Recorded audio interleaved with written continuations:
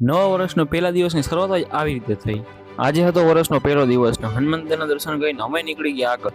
જુનાગઢના હશે એને તો આ રસ્તો જોયો જ હશે, તો કયો રસ્તો છે ફટાફટ કોમેન્ટ કરો। અને આવી ગયો ડાયરેક્ટ દામોદર કુંડ। ત્યાંથી આગળ નીકળતો સનરાઈઝ સાથે આવો એક ગિરનારનો જોરદાર વ્યૂ આવતો હતો ભાઈ। આવી ગઈ ફાઇનલ મંદિર, આપણે પણ ભવનાથ મહાદેવ મંદિરે આવી ગયા હતા અને કર્યા મહાદેવના દર્શન। ત્યાંથી આગળ મંદિરની વાસણા બધા સિક્કા ચોટાડતા હતા અને આ સાઈડ હતું મરઘી કુંડ અને આવો કઈક જોરદાર વ્યૂ આવતો અને આ સાઈડ પણ ભગવાનના દર્શન કરીને અમે નીકળ્યા આગળની તરફ। તમે કેટલી વાર ભવનાથ મહાદેવનું દર્શન કરવા આવ્યો ફટાફટ કોમેન્ટ કરી દો। આ હતો મંદિરનો પૂરો વ્યૂ અને ત્યાંથી નીકળી ગયા આપણે આગળની તરફ। લંબે હનુમાન પહોંચી ગયા અને કર્યા હનુમાન દાદાના દર્શન। આ એક જુનાગઢમાં આવેલું હનુમાન દાદાનું બહુ પૌરાણિક મંદિર છે। ત્યાંથી હનુમાન દાદાના દર્શન કરીને હું જીરાજભાઈ નીકળ્યા આગળની તરફ। ત્યાં તો જીરાજભાઈ કે મને લાગી ભૂખ, તો અમે બે નાસ્તો કરવા ઉભા રહી ગયા। પછી મગાવી લીધા અમે બે ઘૂઘરા। પછી ત્યાંથી ગાડી લઈને અમે નીકળ્યા સીધા શ્રીનાથ બાપુના આશ્રમ। ત્યાં શૂટિંગ મનાઈ છે એટલે ત્યાંથી આપણે પાછા નીકળી ગયા દર્શન કરીને આગળ। રોડનો કંઈક આવો વ્યૂ આવતો હતો ને અમે પહોંચી ગયા વાઘેશ્વરી માતાજીના મંદિરે।